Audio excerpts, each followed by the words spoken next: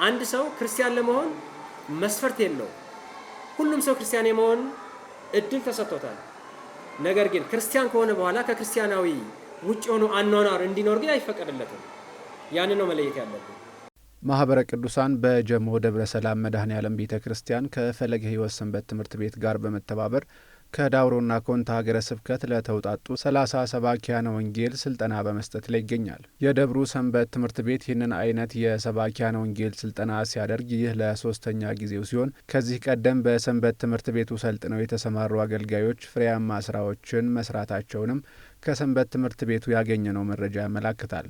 በዛሬው የግብረ ሐዋርያት ዝግጅታችንም የሰልጣኞቹን የስልጠና ቆይታ የተመለከተ መርሃ ግብር ወደ እናንተ እናደርሳለን።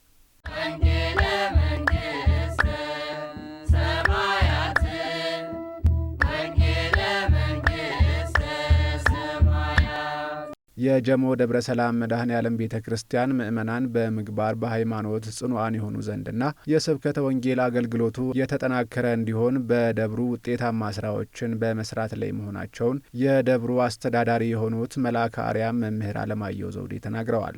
የደብሩ ስብከተ ወንጌል በሚገባ እየተላለፈ ነው። ያው በወር ውስጥ 10 መደበኛ ፕሮግራሞች አሉ። ከዛ የዘወትር ጉባኤ ሁሌ በ11 ሰዓት እስከ ምሽቱ 1 ሰዓት ይካሄዳል በሚገባ።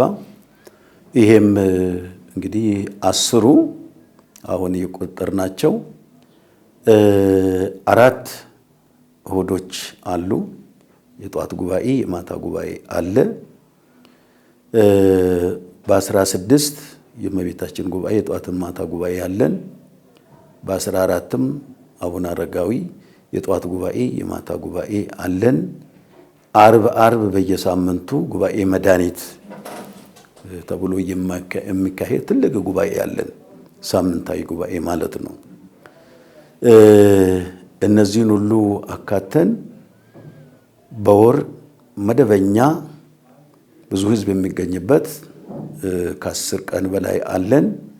የዘወትሩን ሳንቆጥር ማለት ነው። ከሰኞ እስከ አርብ ያሉትን ሳናስብ እነዚህ መደበኛ ጉባኤዎች አሉ በወራት ውስጥ። ከዛ ቀጥሎ በየ3 ወሩ የ3 ቀን ጉባኤ ሰፊ ጉባኤ ይደረጋል። ቅስቀሳ ተደርጎ ስብከተ ወንጌል በሰፊ ይካሄዳል።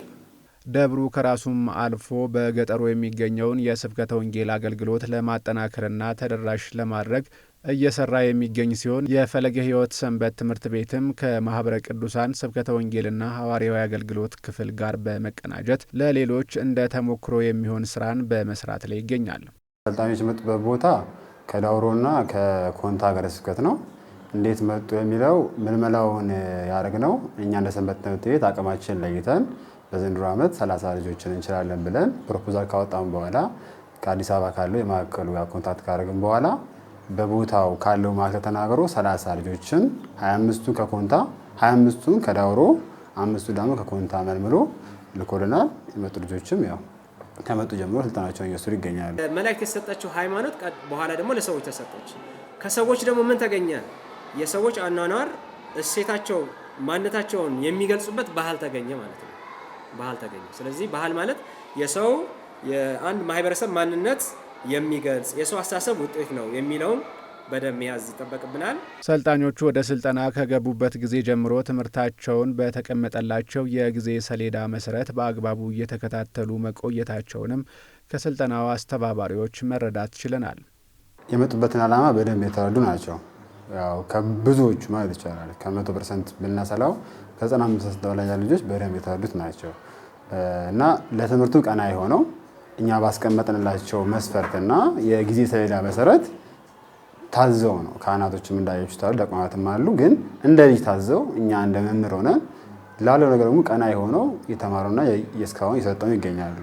ተግዳሮት ላይ በመንገባበት ወቅት ላይ ያለው ነገር ምንድነው? አንደኛ የመጡበት አካባቢ ከዚህ አሁን ካለው የአየር ሁኔታ ጋር ትንሽ የመቃረን ነገር ስላለው በተለይ የወባ በሽታ ትንሽ ያጠቃቸዋል ልጆቹ። እኛም ስጋት ስለነበረብን በመጀመሪያ ደረጃ የወባ ምርመራ ግተን ያስገባናቸው። ትንሽ እሱ የመጀመሪያ ፈተናችን ነው፣ የአካባቢ ለውጥ እና ደግሞ ያው የጤና ሁኔታ ማለት ከምግብ ጋር በተገናኘ ያሉ ነገሮች አሉ። እኛ በቻልነው አቅም ትሪት እያደረግን እንደ እግዚአብሔር ፈቃድ ነው ደግሞ የሕክምና ባለሙያዎች ከጎናችን አሉ። ዕለት ዕለት ትሪት የሚያደርጉ ይችላሉ። ያኛው ትንሽ ክብደት ያለው። ከዛ ውጭ ባለው ከመምህራን ጋር ባላቸው ግንኙነት ጥሩ ግንኙነት አላቸው። የመጠየቅ ኢንፎርሜሽን ይጠይቃሉ። እንደዚሁም ደግሞ መልስም ደግሞ ባለው ነገር ላይ ያገኛሉ። ተማሪዎቹ እንግዲህ አሁን ከመጡ ወደ 26ኛ ቀናቸው አካባቢ ላይ ደርሰዋል። ለ7ኛ ቀናቸው በጣም መልካም ነው አቀባበላቸው። በጣም በትጋት ነው እየሄዱ ያሉት። መምህራኑም ሰዓታቸውን ጠብቀው በመምጣት የተመደቡልን መምህራንም እንዲሁም ደግሞ ከሰንበት ቤት ያሉትም ሰዓታቸውን ጠብቀው በመምጣትም የሚገባውን ነገር እየሰጡ ይገኛሉ። እኛ የምንሰጠው በወር ለአንድ ወር ያክል ነው የምንሰጠው። አሁን ወደ 26ኛ ቀናቸው አካባቢ ነው። ከሰኔ 26 እስከ ሐምሌ 26 ድረስ ነው የምንሰጠው እቅዳችን። አሁን ወደ 26ኛ ቀናቸው አካባቢ ላይ ደርሷል። ከሰልጣኞች ጋር በነበረን ቆይታ እንደየአካባቢያቸው ስብከተ ወንጌል በሚፈለገው ልክ ባለመዳረሱ አጽራረ ቤተ ክርስቲያን ምእመናንን ከሃይማኖት ለማውጣት ሙከራዎችን እንደሚያደርጉም ገልጸዋል። የቤተ ክርስቲያን አጽራሮች እንግዲህ በብዙ ሁኔታ ይፈትኗታል። መናፍቃን በብዙ አሁን በስብከት የራሳቸውን በማስፋፋት ምእመናንን በቋንቋቸው በደንብ ካለመማርና ካለማውቃቸው የተነሳ ብዙዎችን ወደ ሃይማኖታቸው እየሳቡ ይገኛሉ። ቢሆንም ግን እኛ ያለነውን ለማስጠበቅ አሁን ከዚህ በምንሄድበት ለማስጠበቅ እናረጋለን። ያሉትም ደግሞ እዛ ያሉትም ያንን ነገር እያደረጉ ቆይተዋል። ግን ከዛ የሚመጣው ነገር ትንሽ ያነሰ ነው። ያንን ነገር ለማስተካከል እንሞክራለን። ቤተክርስቲያን በየቦታው ያው የቆመበት ሂደቶች አሉ። በየአጥቢያው ቤተክርስቲያን አለ። ግን ቤተክርስቲያኑ ቆሟል እንጂ አገልግሎቱ ያን ያህል የስብከት ወንጌል አገልግሎት አልነበረም። በሆነ በበዓላት ጊዜ የሚሰበክ ስብከት ምናምን ካልሆነ በስተቀር በዛው በደብሩ ላይ ወይም በዛው በአጥቢያ ላይ ቁጭ ብሎ ወይም በቋሚነት ስብከተ ወንጌልን ስልጠና ወስዶ የሚሰብክ አስተማሪ የለም። እንደዚህ ስልጠናም የወሰደ መምህር በእኛ አካባቢ የለም። በልምድ የሚያስተምሩ ሰዎች ካልሆነ ያም በሆነ አጋጣሚ ነው እንጂ ለዛ ስራ ብሎ የተቀመጡ ሰዎች ከዚህም በፊት በነበረው ላይ አልነበረም። ግን ሆኖም ቤተክርስቲያን አልፎ በአንዳንድ ቦታ ላይ አሉ፣ በየክልሉ ማለት ነው። ከዚህ በፊት ዳውሮ ህዝብ አጠቃላይ ከ90 በፊት ኦርቶዶክስ ነበሩ። ከ90 ወዲህ የሚያስተምር ሰው አለመኖሩ፣ በቋንቋ የሚሰበክ ሰው አለመኖሩ የተነሳ ወደ ሌላ እምነት ይሄዱት አሉ። ግን አሁን እግዚአብሔር ይመስገን በቋንቋ የሚሰበክ ሰባኪ እዚሁ መጥቶ የሚማሩ ልጆች ሌላም ቦታ ተምሮ የሚመጡ ልጆች በሚገባ በቋንቋው ያስተምራሉ። ተምሮም ሰዎችም ወደ ሃይማኖት እየተመለሱ ነው። ማህበረ ቅዱሳን ቃለ እግዚአብሔር አልተዳረሰባቸውም ያላቸውን ቦታዎች በጥናት በመለየትና ከማዕከላት ጋር በመናበብ ሰልጣኞችን የመመልመል ስራ በማከናወን ወደ ስልጠና ቦታቸው እንዲመጡ አድርጓል። አመራረጡ በዋናነት የሚመርጥልን ማዕከሉ ነው። ዋናው ማዕከል አለ። ያ ማዕከል ያለውን ክፍተት ያውቃል። የገጠሪቷ ቤተክርስቲያን ላይ ደግሞ ብዙ የትምህርት ክፍተት አለ። ስለዚህ የሚጎልበትን አካባቢ ስለሚያውቅ ሄዶ ምን ያደርጋል? ራሱ ይመለምላል። በተለይም ደግሞ ዋናው ማዕከል ከዳውሮና ኮንታ ከሚባሉት አገረ ስብከት ጋር በመነጋገር በጣም የሚያንስ የሚባሉትን ማለትም የሚያስፈልጋቸውን እንክብካቤ እነሱን ይመርጣል። ከዛኛ እኛ ደግሞ የማሰልጠኑ ስራ እንወስዳለን ማለት ነው። አሁን 3ኛ ዙራችን ነው። እስከ 2ኛ ዙር አሰልጥነናል። የመጀመሪያው ዙር ላይ ወደ 30 አካባቢ፣ ሁለተኛው ደግሞ 29 አካባቢ አሁን 30 አካባቢ ልጆችን አሰልጥነናል። በእውነቱ እኔ አሁን ወደዚህ ቦታ የመጣሁት 2017 ከሐምሌ 1 ጀምሮ ነው እዚህ ቦታ ያለሁትና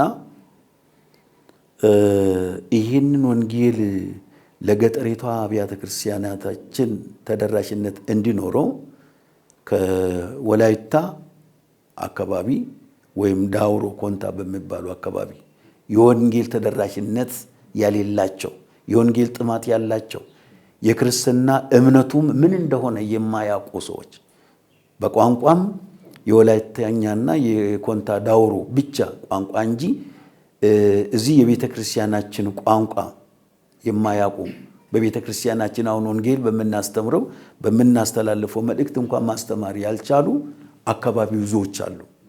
ከዛ በየዓመቱ ከደብሩ አስተዳደር ጽሕፈት ቤትና ከማህበረ ቅዱሳን እንዲሁም ከደብሩ ሰንበት ትምህርት ቤት አመራሮች ጋር በመጣመር ይሄ የወንጌል ትምህርት በስፋት እንዲሰጥ እዛ አካባቢ ክፍለ ሀገር ምንም ተደራሽነት ያሌላቸው መምህርም ያሌላቸው የክርስትና እምነት ያሌላቸው ጥምቀት ያሌላቸው ብዙ ስላሉ እነሱ በራሳቸው ቋንቋ እንዲማሩ ለማድረግ ከዛ አካባቢ ከዳውሮ ኮንታ ከሚባለው ወላይታ በየዓመቱ ወደ 30 ሰው ወደ 31 ወደ 33 ሰዎች ወጣቶች በእድሜም ጎልመስ ያሉ እየመጡ ወጣቶችም አሉበት ጎልማሶችም አሉበት። ከዛ መጥተው እዚህ ተምረው እዛ ሄደው እንዲያስተምሩ ለማድረግ ከፍተኛ ወጪ ቤተክርስቲያናችን እያደረገች የማህበረ ቅዱሳንም ተወካዮች እየመጡ ይሄ ስልጠና እየሰጡልን በእንደዚህ ያለ መልኩ ሰበካ ጉባኤም ከራሱ ወጪ በማድረግ እነዚህ ልጆች ቁርሳቸው፣ ምሳቸው፣ ራታቸው፣ የሚጠጡት ውሃ፣ የሚለብሱት ልብስ ይህን በማዘጋጀት በኋላም ደግሞ ዩኒፎርማቸውን ለሁሉም ለተማሪዎቹ በማሰፋት መስቀል እያንዳንዳቸው አንዳንድ መጽሐፍ ቅዱስ 81 መጽሐፍ በመስጠት ትራንስፖርት የመጡበትንም የሚሄዱበትን በማዘጋጀት በመጨረሻም ላይ ደግሞ በሚሄዱበት ቤተክርስቲያን ጧፍ፣ ዕጣን በርከት ያለ ከደብሩም ወጪ አድርጎ በበጎ አድራጊዎችም እርዳታ ጠይቀን በደስታ የምንሸኛቸው ነው። ትልቁ ድርሻ ያለው ጋ ነው የደብር አስተዳደሮች ደብር የሰበካ ጉባኤ ጭምር በጀትም በከፊል ይበጅታሉ። አስፈላጊ ነገር ያሟላሉ። የሚጎል ነገር ሲኖር እንደዚሁ ደግሞ አሁንም የትራንስፖርትም እንደዚህ የሚያስፈልገው ነገር ያደርጉልናል። በይበልጥ ደግሞ አውደ ምሕረት ላይ ፍቃድ ይሰጡናል። አውደ ምሕረቱን ክፍት ያደርጉልናል። እኛ በምንፈልገው መንገድ እንቀሰቀስና የምንፈልገው ነገር እናገኝ ያደርጉልናል። ከዛ ማህበረ ካህናት ነሳጆችን በማስተባበር እንዲሁ ደግሞ ምዕመኑ በይበልጥ ደግሞ ምዕመኑ ዓላማው በጣም የተረዳው ምዕመን ቀን በቀን እየመጣ አስፈላጊውን ነገር እያደረገ በዛ ልክ ነው የፋይናንስ ድጋፎችን ያገኘን ያለ ነው። እንደምናውቀው ቋሚ በጀት የለንም። ሰንበት ቤቱ የራሱ ቋሚ በጀት የለውም። ግን ለዚህ የሚያስፈልገውን ነገር አብይ ኮሚቴ አዋቅረንለት ለዚህ ስልጠናው አብይ ኮሚቴ ተዋቀረ አለ። 9 አካባቢ አብይ ኮሚቴዎች አሉ። እነሱን አዋቅረንላቸው እነሱ ተቀምጠው ፕሮፖዛል አዘጋጅተው የምግባቸውንም የሚማሩበት መጽሐፍትንም አጠቃላይ ወጪያቸውን ንጽህናን ጠብቆ ጨምሮ ያለው ወጪ ካወጡ በኋላ ለደብሩ ፕሮፖዛል አቀርበን ደብር አስተዳደር ወይም ሰበካ ጉባኤ ከፈቀደልን በኋላ ቅስቀሳ የምናደርገው ወደ አውደ ምሕረት ነው የምናወጣው። አውደ ምሕረት ላይ ባለው ነገር ላይ ምዕመኑ ይሳተፋል። 5ም 10ም የቻሉትን ያወጣሉ። አንዳንድም ሰው የቀን ምሳም ይችላል፣ እራትም እየቻሉ መጽሐፍቶችንም በዛ ልክ እየቻሉ እናደርጋለን። ለሰልጣኞቹ እንደሚሰጡት የኮርስ አይነቶች በማህበረ ቅዱሳን በኩል መምህራን እንደሚመደቡና ከሰንበት ትምህርት ቤቱ በኩልም በተዘጋጁ መምህራን ትምህርቶች ሲሰጡ መቆየታቸውም ተመላክቷል። የመምህራን ምደባ በተመለከተ በሁለት መንገድ ነው ምደባ ያለው። በዋናነት ከማህበሩ ጋር ያው የጊዜ ሰሌዳ አለን። አንድ ወር የሚቆዩበት ታይም ላይ ዛሬ ምን ይማራሉ የሚለውን ሙሉ ፕሮግራም አላቸው።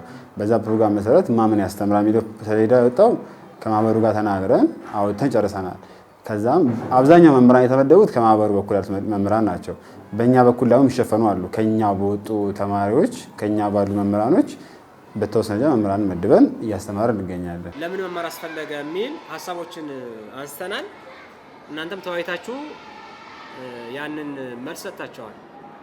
ጠቅለል አድርገን ደግሞ ያን እንመለከተዋለን። ቀደም ያነሳነውን እናንተም ያነሳችሁትን ጠቅለል አድርገን ስንመለከተው ባህል ምንድን ነው ካልን ባህል የሰው ልጆች አስተሳሰብ ውጤት ነው። ሰልጣኞቹ እንደነገሩን ወደ ስልጠናው ከገቡ በኋላ ሰፋፊ የቤተ ክርስቲያን ትምህርቶችን መማር መቻላቸውን በመግለጽ ከመምህራኖቻቸው ጋርም ጥሩ ጊዜን ማሳለፋቸውን ገልጸዋል። አዎ መምህራኑ እዚህ ከመጣው በኋላ በእርግጥ ብዙ ያገኟቸው ነገሮች አሉ። የተለያዩ የነገረ ሃይማኖት ትምህርቶችን፣ የነገረ ድነት ትምህርትን እንዲሁም የኦርቶዶክሳዊ የስብከት ዘዴም የመጽሐፍ ቅዱስ አጠናን እንዴት መፈታት እንዳለባቸው ያሉትን ከዚህ በፊት ካሉት በተሻለና በተለየ ያገኟቸው ነገሮች አሉ። እንግዲህ መምህራንም ሌት ቀን ከኛ ጋር እየዋሉ ለኛ በሚገባን ልክ እያስተማሩን እያስረዱን እዛም ሂደን ማድረግ ያለብንን ነገር በደንብ ሲያስረዱን ነበረ። ብዙ ነገር ማናውቀው ነገሮች ሃይማኖት መሰረት የሚባሉ ነገሮች ምንድናቸው የሚባለው ነገር በውል አናውቅም ነበር። በልምድ ነው ሰንበት ትምህርት ቤት በቆይታ ምናምን የተነሳ የሚሰብኩ ሰባኪያን ነው እንጂ እንደዚህ ትክክለኛ የሃይማኖት ልዩነት የሃይማኖት አምድ ምንድን ናቸው፣ የሃይማኖት መሰረቶች ምን ናቸው፣ የሃይማኖት መሪዎች ምን ናቸው የሚለው ነው። ኦርቶዶክስ ስለምን ያስተምራል፣ ስለምን ይሰብካል የሚለው ነገር በውል አያውቁም ነበር። አሁን ከመጣሁበት እነዚህ ልዩነቱን በውል አውቄ በተሰጡ ስልጠናዎችም በቆየነው ቆይታም በምናደርገው ውይይትም በምኑም በቃ ይሄን ነገር እንዳዳበረን ተስፋ አደርጋለሁ ማለት ነው። ቆይታው በጣም ደስ ይላል። እንግዲያው ትምህርቱን በመገባ ተምረናል። አሰልጣኞችን በመገባ ትምህርቱ ሰጥቷሉ። ከስልጠናው አስተባባሪዎችና ከደብሩ አስተዳደር መረዳት እንደተቻለው ከዚህን ቀደም በዚህ በጀሞ ደብረ ሰላም መድኃኔዓለም ቤተ ክርስቲያን ሰልጥነው የተሰማሩ አገልጋዮች ውጤታማ አገልግሎቶችን ማከናወናቸውን ማወቅ ችለናል። ከተማ ላይ ያለችው ቤተክርስቲያን ለገጠሪቷ ቤተክርስቲያን ላይ የምታበረክተው ትልቁ ነገር ይሄ ነው። እዚህ ላይም ክፍተት ስላለ በዋናነት ምንድነው የሚሰሩት? ሄደው ወንጌል ያስተምራሉ፣ አዳዲስ ምእመናን ያመጣሉ፣ እንደገና ያሉትን ያጸናሉ፣ እንደገና አዳዲስ ቤተክርስቲያኖችን ይሰራሉ፣ የስብከት ኬላዎችን ያቋቁማሉ፣ ሰንበት ትምህርት ቤቶችን ያደራጃሉ። ከዚህ አንጻር ብዙ ነገር ሰርተዋል። ብዙ ሰንበት ቤት አቋቁመዋል፣ የስብከት ኬሎችን አቋቁመዋል። እንደገና ደግሞ ከ1500 በላይ የሆኑት ደግሞ ልጆችንም ደግሞ አዳዲስ ምእመናንም ደግሞ ወደ ክርስቶስ ህብረት ውስጥ አስገብተውልናል። ልክ እንደዚሁም ደግሞ የአሁኖቹም ደግሞ ጥሩ ነገር እንደሚሰሩልን ደግሞ በደንብ አድርገን ተስፋ እናደርጋለን። የአሁኖቹም ጥሩ ስለሆነ ስለ እውነቱ ከሆነ እዚህ ተምረው እዛ ሄደው ያስተማሩትን ውጤታቸውን በየዓመቱ ይዘው ይመጣሉ።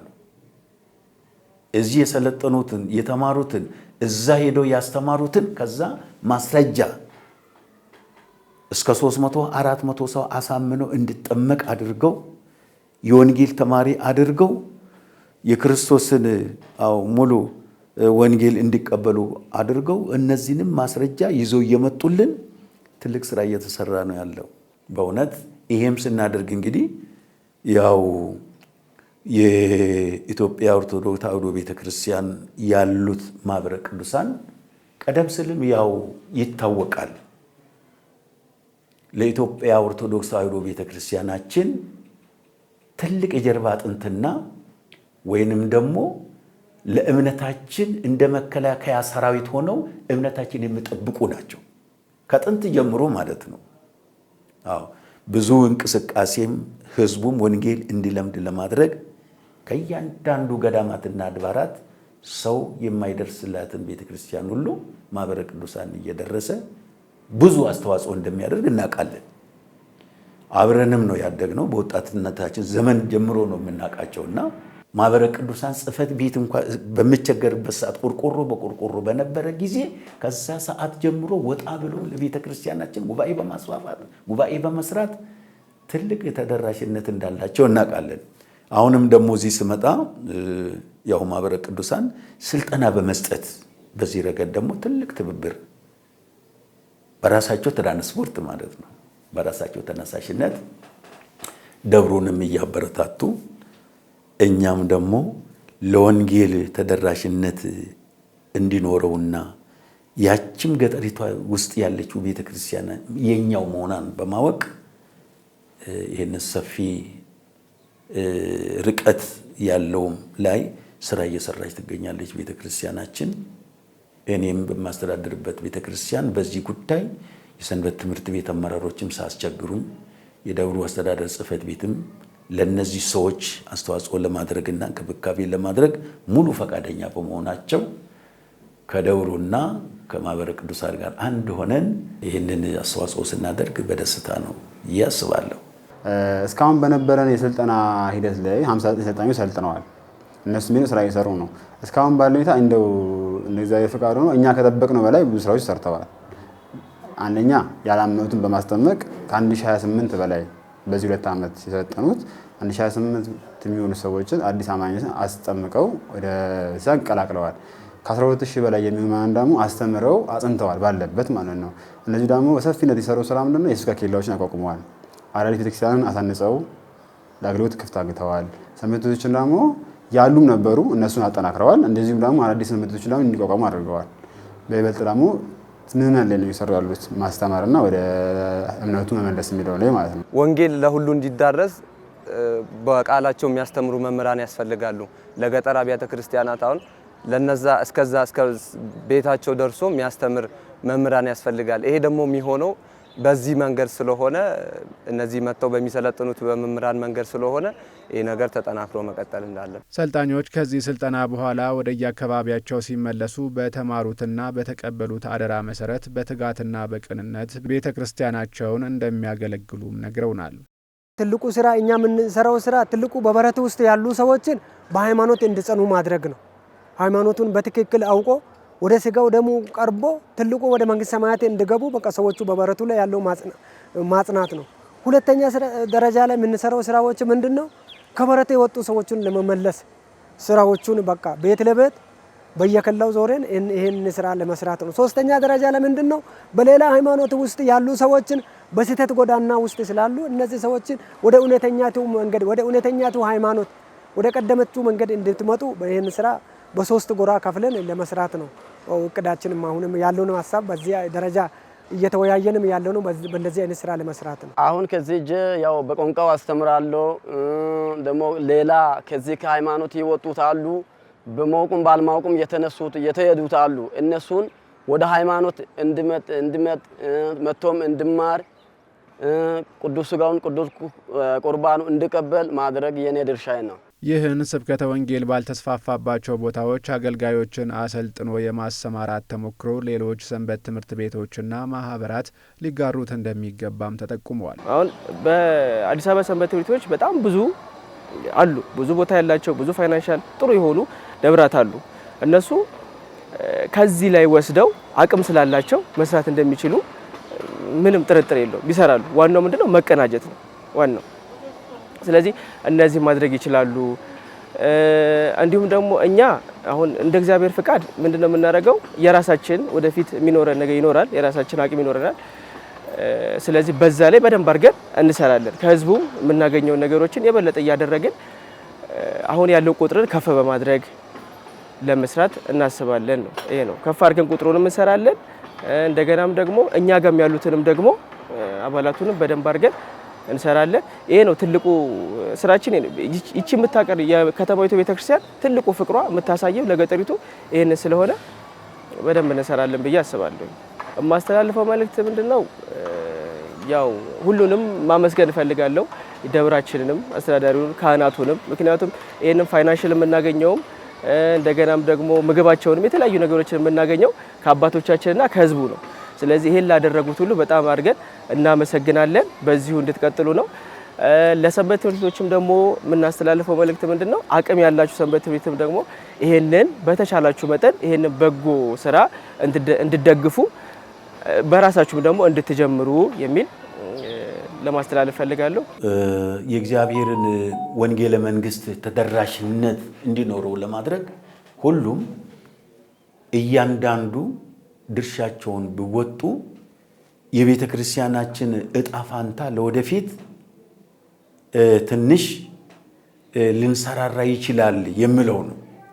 ከዚህ ተሞክሮ በመውሰድ ሌላውም አብያተ ክርስቲያናት በብፁዓን አባቶቻችን ግፊት ወይንም ደግሞ እውቅና መስጠት አሳሳቢነት ቢሆን ገጠሪቱ አብያተ ክርስቲያናት በእውነቱ ለወንጌል ተደራሽነት በአሁኑ ሰዓት ብዙም ተከታታይ የለውም። እስካሁን ከተናገርኳቸው ውስጥ እነዚሁ ማህበረ ቅዱሳን ልጆቻችን ባይኖሩ እጣ ፋንታዋ ምን ይሆን ብለን ነው የምናስበው። ማሰብ ያለብን የእርስ በርሳችን ብቻ እዚህ መናቆር አይደለም። በአዲስ አበባ ወይንም ደግሞ 4 ኪሎ አካባቢ ወይንም ደግሞ ከጠቅላይ ቤተ ክህነት ወይም ደግሞ አገረ ስብከት አካባቢ ብቻ ሳይሆን ተደራሽነት ሊኖር የሚገባው የሌሎቹ ወጣ ያሉት አብያተ ክርስቲያናት አይደለም። የወንጌል ትምህርት ቤተ ክርስቲያን እንኳን መስዋዕት የማይቀርብባት ልብሰ ተክህኖ ያሌላቸው ብዙዎች አሉ። እንግዲህ ስለ እውነት ከሆነ ያንን ፈልጎ ሰው የማይደርስበትን ትራንስፖርት የሌለበትን ቦታ የት ነው ብሎ ሰንበት ትምህርት ቤት ዛሬ ከዳር እስከ ዳር ማህበረ ቅዱሳን ማለት ነው ከዳር እስከ ዳር አቅሙ የቻለውን ሁሉ ህዝቡንም በማስተባበር ራሱን በማስተባበር ይታወቃል። በዚህ ረገድ ማህበረ ቅዱሳን ትልቅ ሚና አለው። እኛ የማንደርስበትን እኛ የማናቀውን እነሱ በስሚ ሄደው በረሃ ያለችዋን ቤተክርስቲያን ገጠር ያለችዋን ቤተክርስቲያን ለምነውንም ህዝቡን አስተባብረው የወንጌል ትንሽ እንኳን ለወንጌል ሰው እንትን እንዲኖረው ተደራሽነት እንዲኖረውና ለህዝቡ ትንሽ አይምሮ ውስጥ እንዲቀረጽ ለማድረግ ብዙ ውጣ ውረድ እየገጠማቸው እየሰሩ ነው እና አሁንም አባቶቻችን የበለጠ ሊሰሩበት ይገባል። እኛንም ልጆቻቸውን አስተባብረው እኛም ህዝቡን አስተባብረን ለዚህች አብያተ ክርስቲያናት ለወንጌል ተደራሽነት እንዲኖረው ህዝቡ ለእግዚአብሔር መንግሥተ ሰማያት እንዲበቃ ራሱን እንዲያውቅ ማንነቱን እንዲያውቅ ለክርስትና እምነቱ ነገ ራሱን ችሎ ማስረጃ እንዲሰጥ የግንዛቤ ማስጨበጫ ለመስጠት ማዳን አለብን ነው። ይሄን ህዝብ ማዳን አለብን። ከዚሁ ተነስቶ ነው እንግዲህ ገጠሪቱ አብያተ ክርስቲያናት ያሉ ህዝበ ክርስቲያንም በወንጌል ቢጎለምሱ የእግዚአብሔር ወንጌል መንግሥት ተምረው ራሳቸውን ለእግዚአብሔር ቢያስገዙ ሰላሙም ፍቅሩም እየበዛ ይሄዳል። ያልተማረ ያላወቀ ሰው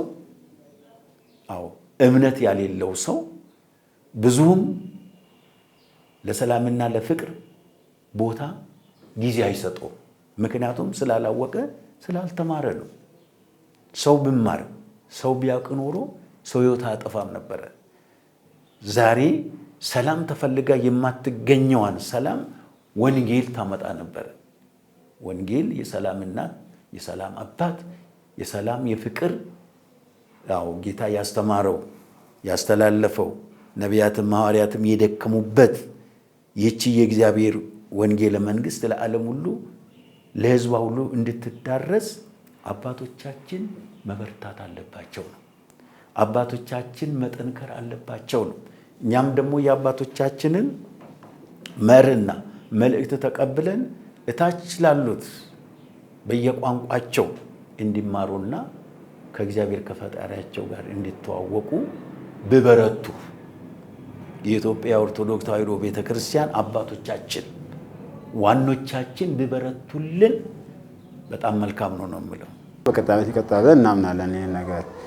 ይሄ ነገር ሲቀጥል ግን ቅድም የተነሳው ለዘንድሮ የሚሆን ከዚህ ስለነበረው ለሶስት ዓመታት ላይ በቋሚነት ይሄን ነገር ሲደግፉ የነበሩ ሰዎችም አሉ፣ እንዲሁም ደግሞ ሲያግዙ የነበሩ ሰዎች አሉ። እነሱ ማመስገን ይገባል።